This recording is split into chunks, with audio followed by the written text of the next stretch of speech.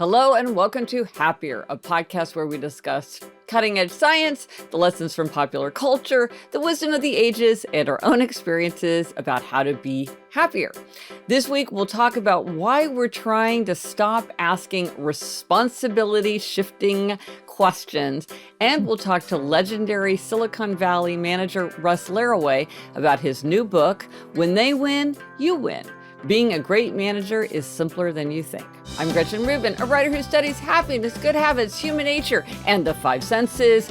I'm in New York City in my little home office once again, and joining me today from Los Angeles is my sister Elizabeth Kraft, who answers all my questions.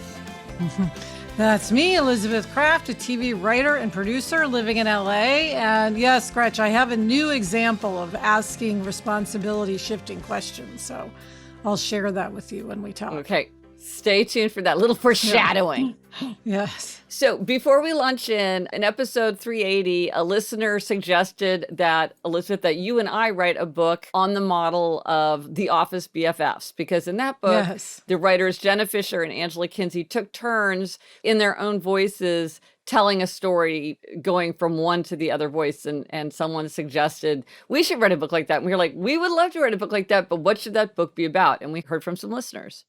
Yes, this idea comes from another Gretchen. She says, I have an idea for your sister book. You need to write a writing book. I've always loved that your approach is that habit solutions are not one size fits all. And as a listener to both Happier in Hollywood and Happier, I know that your approaches to writing are also very different, and only in part because of the difference in audience, format, etc. I love a good writer on writing book, but you can get in your head about there being a right way to approach it. I'd love to see that back and forth format about how you each write, examining common myths about writing and how they either work or don't work for you, and your writer origin stories. I think it would be fun for you all to look for commonalities and differences to highlight. I think that would be so fun. That's a fun idea. Yeah. Yes. Elizabeth, I'm going to put that in our pile of things to do because we love to collaborate. And we've said for a long time we wanted to write a book together. We sort of have tried before. Maybe this is it. Maybe a book on writing could happen. Yeah. And speaking of writing, I wanted to mention another book that I wrote, Better Than Before, which is my book about habit change. It's where I write about the 21 strategies we can use to make or break our habits. Because as listener Gretchen noted, one of my arguments is that we all have to do it in the way that's right for us. And I'm mentioning this because Father's Day is coming up. And along with 40 Ways to Look at Winston Churchill, every year I realize that many people have received Better Than Before as a Father's Day gift. So I just offer this if you are looking for a gift for a father in your life. It seems that people often have decided that Better Than Before makes for a good Father's Day gift. So I hope that you and or a father in your life enjoy that book, which I certainly loved writing. And now our try this at home tip. And Elizabeth, okay, this is one that you and I both really need to follow. Yes. And that is to stop asking responsibility shifting questions. Yeah. So explain what this is, although people may just get it from the way what you just said. Well, I had this insight. I was standing in my own kitchen and I realized that I have a bad habit of asking questions, particularly of my husband, Jamie, but, not always to him, where what I'm really trying to do with a question is I'm trying to shift responsibility for some decision or some information gathering onto someone else. Yeah. Like, for example, asking, should we bring an umbrella? Yeah.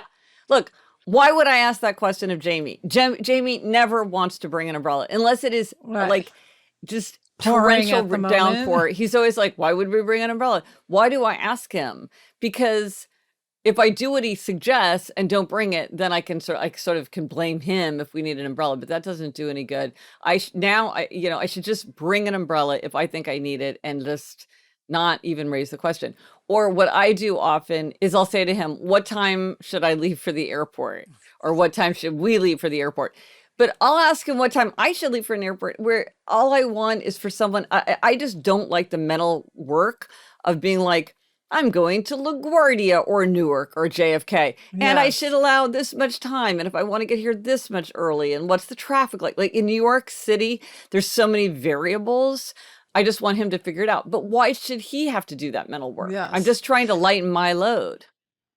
Yeah, I think this really falls into two categories. It's the asking a question to try to get someone to do something. So that would be like, what Yeah. time is our flight on Tuesday? And you're trying to get someone to go to the computer or their Yes. phone and actually look up something, right? Right. Or do Yes. something. Or Right. did someone empty the dishwasher or something like Yeah. that, right? Yeah. Then Do we have there's any the sort salt? of, Yeah. yes, exactly. Right. It's And actually a then, hint or like trying to yes. like prompt somebody into like a chain of events that will let you off the hook. Right. Like, is it cold in here? And then hopefully that person will get up and turn up the heat. Right.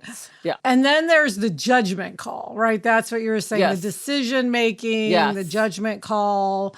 And that's what I think I'm way more guilty of because it's just not wanting to take mental responsibility for a decision, right?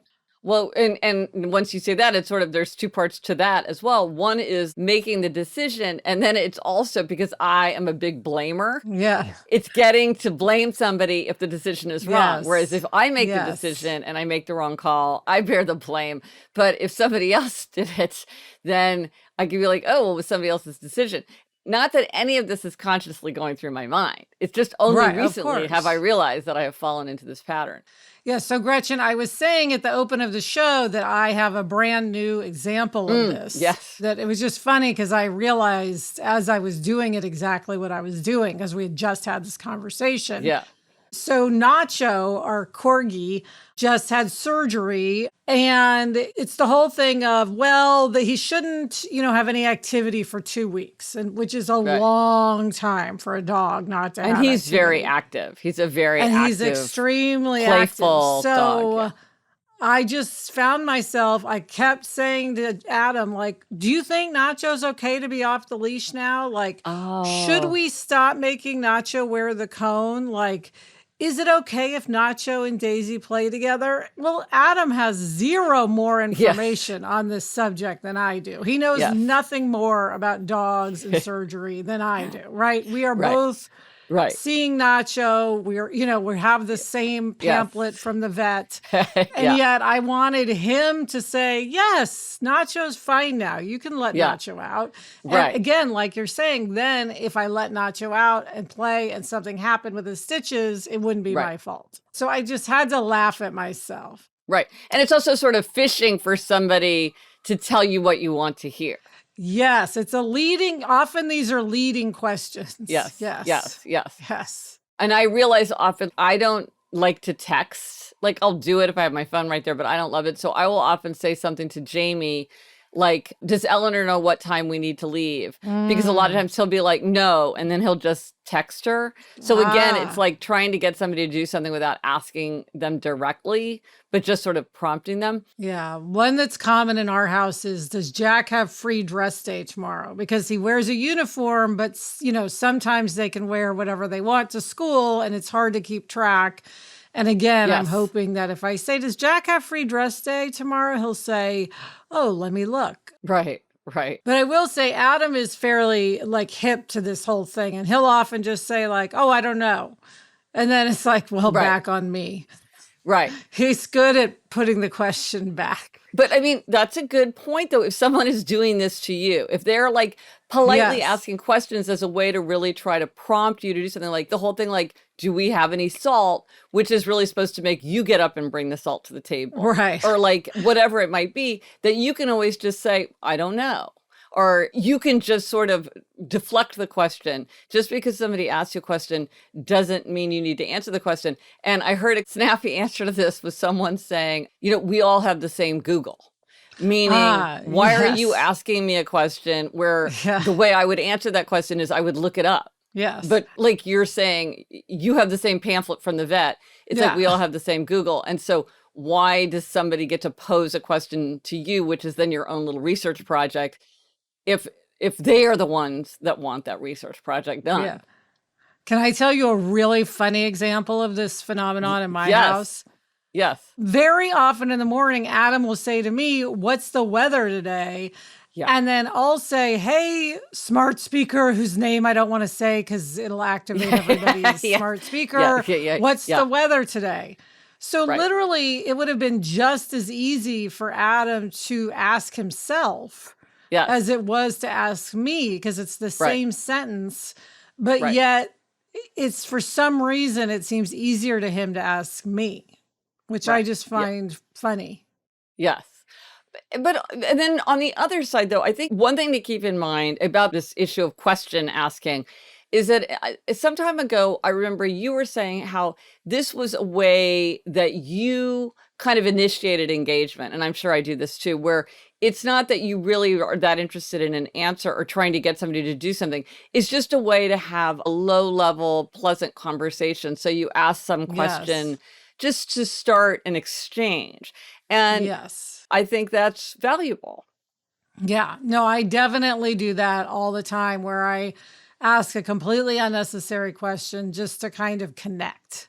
And It's here's a the thing, thing. like, and I know this because I'm married to a questioner, is like, it might be many people don't particularly like to be asked questions. Questioners often don't like to be asked questions. I know it's ironic, but it's true. And by the way, if you don't know what I'm talking about, go to GretchenRubin.com/Four Tendencies, FOUR, and you can read all about upholders, questioners, obligers, and rebels there. But some people don't like being asked questions. So I do think it's something to be aware of. If it's sort of a strategy that you Yes. use with a good intention, but for someone else, it kind of rubs them the wrong way, it's probably worth reconsidering that pattern because Yes. if one person, it just makes them kind of irritable, it's not going to lead to a good engagement. Yes. This is a very good point, and that's something I should focus on because I definitely bug Adam all the time with my unnecessary questions. Right, because he might say, like, "That's a totally unnecessary question," but you're like, "But the point of it is just to have a Yeah. conversation," Yeah. but, yeah, there's something about being asked questions. The funny thing is this turns out to be really complex. When you start thinking about question Yes. asking, it turns out to be complex. Rich, you think it's just you ask a question if you need some information, but it turns out there's a lot going on with questions. So Yes. let us know if you do try this at home and how it works for you to stop asking responsibility shifting questions. Does this ring true for you? Like, Alyssa, the minute we started talking about it, you and I, like, we were full of Oh, examples of how we yes. do this. But, Yes. is this just our thing? Let us know. What questions do you ask? Let us know it on Instagram, Twitter, Facebook. Drop us an email at podcast@GretchenRubin.com. Or as always, you can go to the show notes. This is happiercast.com/382 for everything related to this episode. Coming up, we have a clutter control happiness hack. But first, this break. And now it's time for a happiness hack. Yes, this comes from Teresa. She says, I wanted to add to the clutter control hacks. Use charity or secondhand shops as a rental service. So when you need that extra large salad bowl for that one party a year, go buy it from a charity shop and then donate it back when you're done. Especially for entertaining, there is always a large selection secondhand, so there's very little worry that you won't find the thing you need. The charity gets some extra money and you get to keep the space. What a great idea. I mean, this is all about reframing. Instead of thinking like, oh, I'm going to buy this extra large punch bowl or whatever, it's like, I'm going to rent it. I'm going to Yes. take it out and then I'm going to give it back. And Yes. it's right. Like, you keep your shelves clear. The charity makes money. Everybody Everybody's happy. wins. So great idea. And now for an interview. Today, we are so happy to be talking to Russ Laraway. Now, I got to know Russ through my old friend, Kim Scott, because together, Kim and Russ had a terrific podcast, Radical Candor. Russ Laraway has had a diverse 28-year operational management career. He started out as a company commander in the Marine Corps. He has worked at companies like Google, Twitter, Candor Inc., and Qualtrics. Over the years, he has managed huge teams and worked with big businesses facing a vast array of leadership challenges. In his new book, When They Win, You Win, Being a Great Manager is Simpler Than You Think, Russ explains how to cultivate a happy, productive, and engaged team and why it matters. We wanted to talk to Russ about his book because working well is such a happiness booster.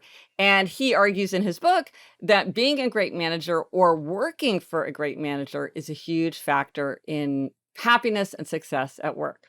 Welcome, Russ. Hello. Hi, Russ. Hey, thanks a lot for having me. Hey, what's up, Liz? Hi, Gretchen. How are you? Good, good. Oh, Russ, there's so much to talk about in this book. Let's jump in. One of the things that I was so astonished to read in your book was this big survey that showed what a significant influence managers have on engagement. It said that immediate managers matter more than the immediate team, compensation, benefits, company values, how fun it is to work there, workplace flexibility, and career advancement. So why is it that the immediate manager is sort of the key factor in people's happiness and engagement at work? Yeah, I think the simple answer to that question is because it's the manager who has the most contact with the employee. If you think about the other things that are in play around compensation or benefits, things like that, for example, those they're touch points, right? The employee is clearly being paid every other week. The employee clearly participates in benefits, but those things don't change much. Once those things are settled, they're just sort of there. But for every single thing that happens at a company, for every result the company's trying to deliver, those results are nothing more and nothing less than the sum of the results of all the employees. And it turns out that the manager is the person most likely to create or destroy the circumstances under which those employees can do their best work. Mm-hmm. And so there's another related stat that came from Gallup, where they say the manager explains 70% of engagement. So it's very, very close cousin to what you said. And the idea there is that in very large data sets, if you observe a variance in engagement and you trace that back, like why did it change, you find that 70% of that change is uniquely and statistically explained by the manager. So yeah, I tell people all the time, Gretchen, that managers are holding the keys. So choose your drivers carefully and renew their licenses frequently. Right.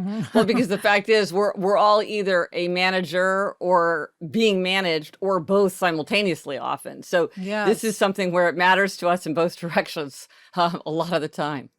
Yeah, and every single manager in the world once wasn't a manager. So So even if right now you're just someone being managed, there's a chance in the future that you'll be a manager. Yeah. Well, and Russ, you say for happy, motivated employees and excellent business results, there are three key elements of that leadership: direction, coaching, and career. So can you take us through those?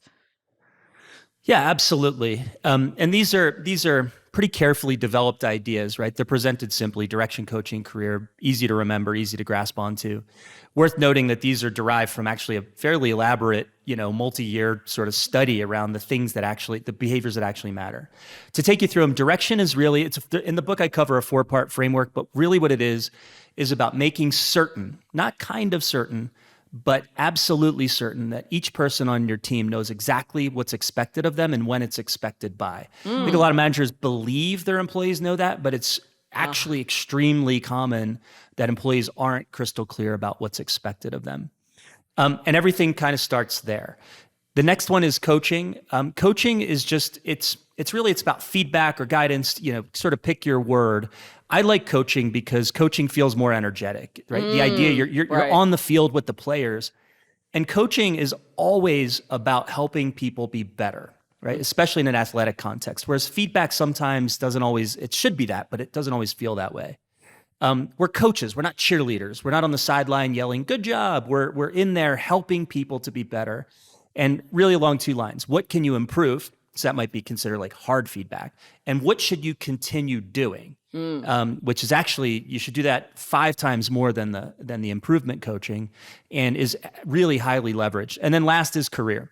I think a lot of managers make the mistake of thinking about the relationship with their employee as just this tiny little window where we're together, where you're on my team. And what is that going to be, 2-3 years these days? It's not a lot of time. That employee's on a much longer trajectory, long before they got to you, long after they're gone. And it is your job as a manager to help enable that full trajectory. It's like a gravity assist slingshot in every space movie. I don't know if you've seen that before, but the mission's in jeopardy. We're running out of fuel. Things have changed. And we're going to use the planet's gravity to launch ourselves into the far reaches of space.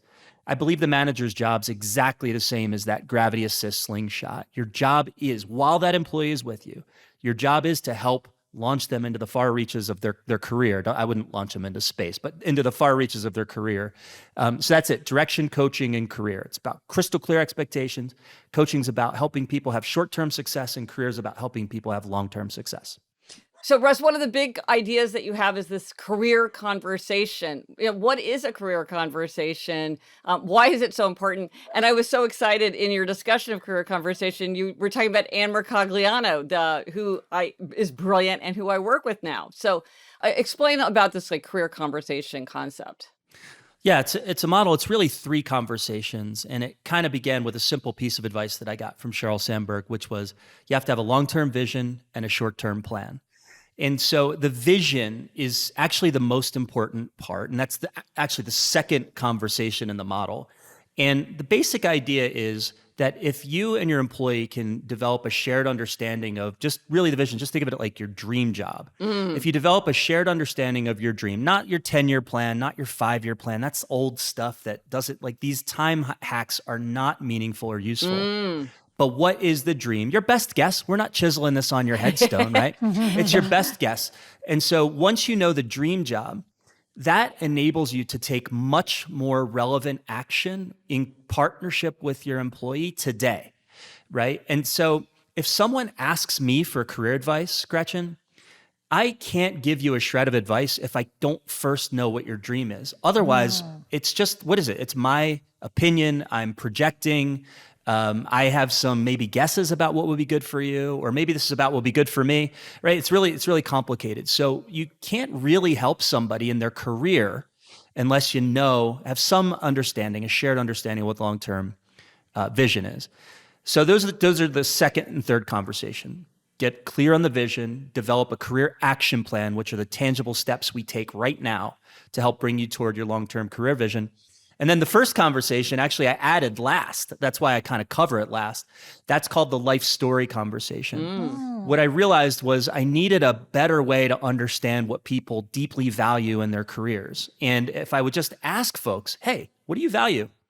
A lot of times they would, not intentionally, they would actually kind of lie because they hadn't really thought about it, or maybe because I was their manager's manager, there was this power differential that made them feel like they needed to say something impressive. And so I realized I wasn't getting great answers, and it mattered a lot when we were developing vision and we were thinking about what people should do in their careers. And so I started to just ask people about their life story. And through that, what I would do is I'd probe the pivots. So it turns out that whenever people make a meaningful change, by the way, even dating all the way back into grade school and middle school sometimes, when people make a meaningful change, that usually gives you an indication about something that they value. And so you facilitate this. What do you love about that? What did you hate about that? Why did you choose that major? There's all these rich questions you can ask. And at the end of the conversation, you have this really clear understanding of, call it a half a dozen to 10, what I would call core values that this person values in their career. And that's a really nice guidepost for us to carry through the rest of the model. So those are the 3 conversations. Life story conversation first, then working to develop a shared understanding of the long-term dream between employee and manager. And then once you understand both those things, putting it into action with short-term, even the smallest actions to help that person make tangible progress toward their long-term dream. Well, it sounds like maybe even if your manager isn't doing this, you could do this on your own. You could ask yourself, you already know your life story, so you could skip one. Or maybe it's worth reflecting on those pivot points, but then going to 2 and 3, because we can't always have the manager doing what we would like, but it still sounds like a very valuable exercise in self-reflection. Yeah, because ultimately I wrote the book, the primary audience is a manager. I wrote this section for the manager, but you're spot on. Any person can do this for themselves. And I think the way you said, maybe I'd offer 2 different prescriptions. The one you offered, Gretchen, is correct. You can go and do your own visioning and develop short-term actions that help take you there.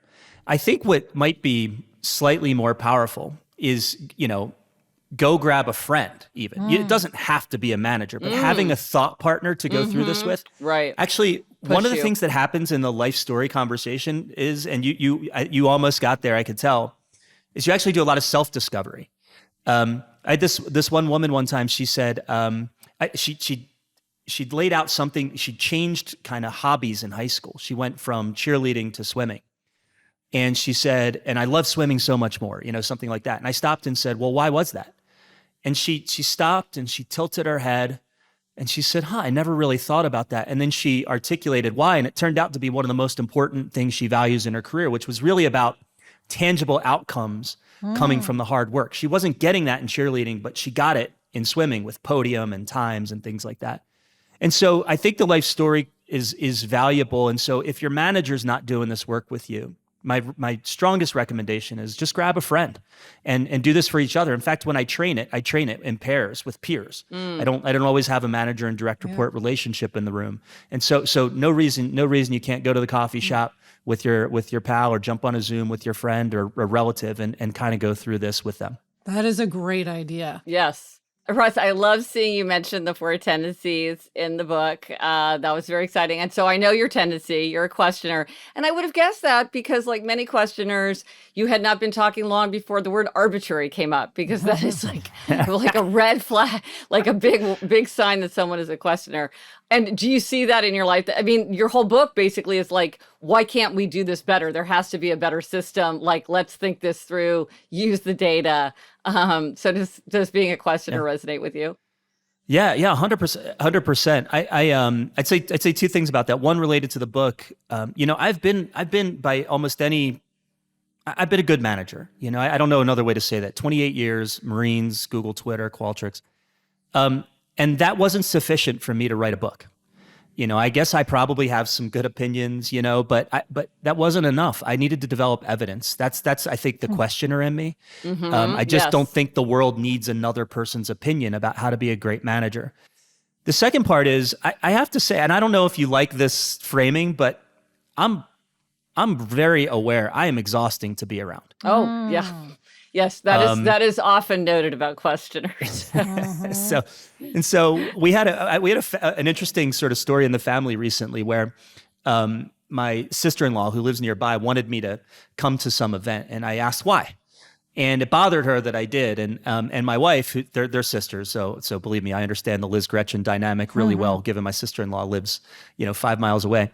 And my wife had, when we were kind of talking it through, my wife had said, oh yeah, I guess I've just become kind of used to and numb to the constant questioning of every single thing that we want to do, and so it shows up all the time. And I've tried to become more conscious and sort of pick my spots, recognizing just how, some people just want to talk and they want to dish and they want to, sort of, they don't want maybe a lot of accountability in those moments. And so I try to learn to spot those times and when to sort of dial it back. But yeah, it's become a something front and center in my life, sometimes challenging, but sometimes leading to maybe better outcomes like the book. And Russ, we always ask our guests for a try this at home tip, something simple that we can put into practice to make our lives better. Do you have a tip? Yeah, the simplest one is, I don't mean to plug the book, but just if you want more plug details. Away. Yeah. Okay. It's chapter 10, page 118. It's called Coaching the Boss. Right. Yes. So I know a lot of your listeners are not managers. And so, and sometimes you're frustrated with what you're not getting from your boss. And there's a 4-step process there. So step 1 is account for your risk. And what this means is if you work for a retaliator, don't even just stop, don't bother. Polish up your resume, resign, go find a better manager. That's step 1. Step 2, and I think really important and often skipped, is gather your boss's unique context. And so it turns out that a lot of times we think our bosses don't know anything, but they actually maybe do. But if this thing you want to talk to them about, you got to check and see, what do they think about it? What do they know? Are they intentionally deprioritizing it because they think it's not that important? Are they completely unaware that it's going on, et cetera? And you just want to sort of gather and see, like, does this really matter as much as I think it does? Or if the boss isn't seeing it, or the boss doesn't think it matters, maybe I need to highlight for them that it does. And so gather your boss's unique context. Don't assume your boss doesn't know anything. Third is ask permission.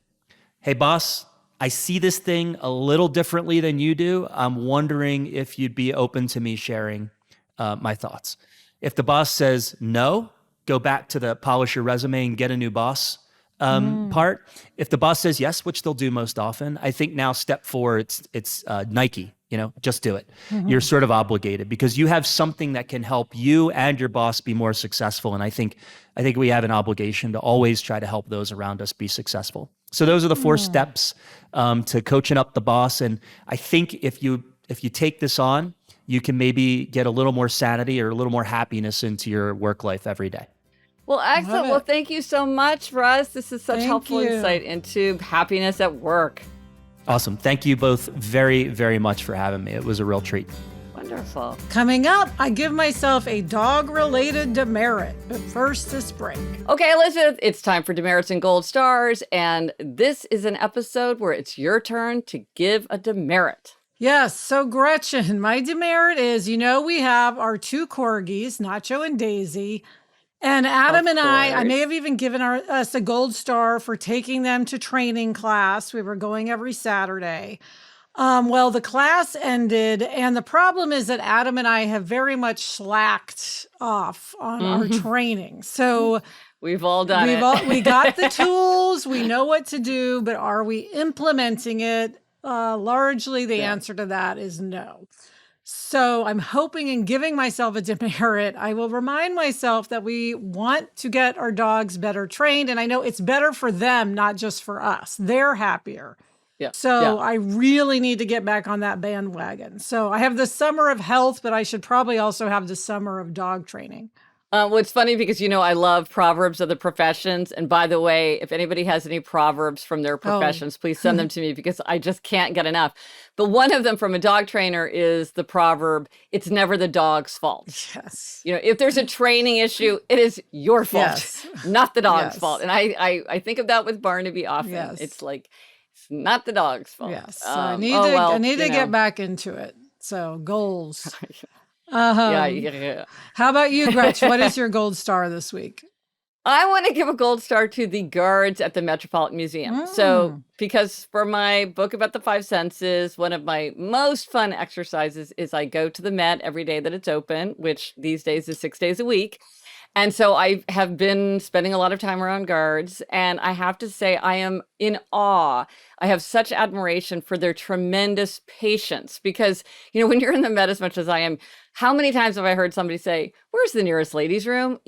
A bazillion. And you're speaking of, we all have our own Google. It's like, we all have our own signage. Like you could look for the signs. Yes. Or, how do I find my way to the portrait of Van Gogh with a straw hat? I mean, and you're like you're in the, Egyptian wing. And it's like, how do you explain to somebody how they're going to go all across the museum? And they are and then a lot of times people are, more and more now people are tourists. So English is not their first language. And they're speaking through masks. And so it's challenging. It's not just like you're pointing your finger down a hallway, and they are unfailingly so patient and so good humored and so open to it. Like they're not like, looking off the other direction, like, hoping somebody will slink away. Yeah. No, they're very open to it, and they're in there. I think it's a very demanding job. I'm sure it's a physically demanding job. And so I just want to give a gold star to them for how much they add to the atmosphere of the Met by just being these very helpful, companionable presences where it could be, I'm sure it's very challenging to stay so patient. Nice. And the resources for this week. On social media recently, I asked people about their summer aims. We've been talking a lot about Design Your Summer. And many people, no surprise, have aims related to rest. Hashtag Rest 22 and 22. If you're joining us in Rest 22 and 22, or you want to start this summer, I have created some handy resources to help you track your progress. It is at GretchenRubin.com/resources under podcast. So you can check off each day as you go and give yourself a gold star. Also, if you are looking to add to your personal happiness project, I have a shop. Elizabeth, you've been on me for so long to have a shop. I've got journals, apparel, drinkware, organizational tools, my tackle box, which I love, the memento box, which is one of my favorite things. They're all designed to, in some ways, support everybody on their own happiness project to be happier, healthier, more productive, and more creative. So check that out at happiercast.com/shop. And what we are reading, Elizabeth, what are you reading? I am finishing Lost and Found in Paris by Lian Dolan. And I am reading The Absolute Book by Elizabeth Knox. And Elizabeth, inspired by your love of audiobooks, I am listening, which I rarely do, but I am listening to Rogue Protocol, The Murderbot Diaries 3 by Martha Wells. So glad you're listening, Gretch. Yes, and that is it for this episode of Happier. Remember to try this at home. Resist asking responsibility-shifting questions. Let us know if you tried it and if it worked for you. Thank you to our guest, Russ Laraway. Read his terrific book, When They Win, You Win. Thank you to our executive producer, Chuck Reed, and everyone at Cadence 13. Get in touch. Gretchen's on Instagram at Gretchen Rubin, and I'm at Liz Craft. Our email address is podcast@GretchenRubin.com. And if you like this show, give us a review, especially a 5-star review. You know how much we love those gold stars. And reading reviews from other listeners really helps people to discover the show. If you need a link for instructions about how to give a review, I will post them in the show notes. Until next week, I'm Elizabeth Craft. And I'm Gretchen Rubin. Thanks for joining us. Onward and upward. Elizabeth, when you got dogs, I didn't think about the fact that now that we're recording at home, the dogs barking was going to be such a thing. Yes, and corgis are known for their very high-pitched, piercing bark because they needed to be able to herd cattle who are like 150 times their size. So it's a particularly loud bark. Well, it's not a bug, it's a feature. That's right. If only we had some cows to herd.